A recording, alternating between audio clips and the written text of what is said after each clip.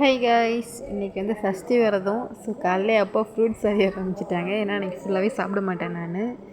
ஆனால் fruits, milk, juice இது மாதிரி குடிச்சுப்பேன். அதோட காலையிலே கோலத்தை போட்டுட்டு நானும் கிளம்ப ஆரம்பிச்சிட்டோம் ஒர்க்குக்கு. ஸோ இன்றைக்கி வந்து நம்ம முருகனுக்கு அழகாக பூ வச்சு விளக்கேற்றி சாமி கும்பிட்டு தான் போகிறது.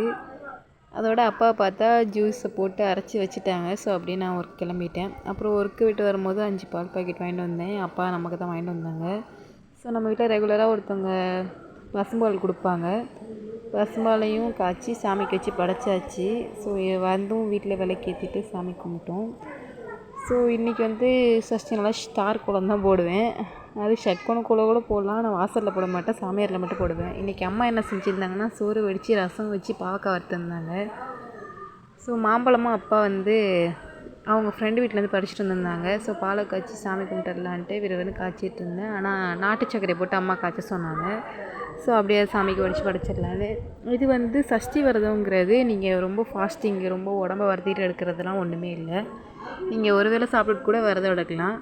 ஸோ இந்த நாளில் வந்து பாடியில் இருக்கிற அந்த இறப்பையில் இருக்க எல்லா நச்சுக்களையும் வெளியேற்றுறனால தான், அதனால தான் ஃப்ரூட்ஸ் இது மட்டும் சாப்பிட்டு எடுக்கிறாங்க. இது வந்து சயின்டிஃபிக்காக உண்மை. வரட்டா.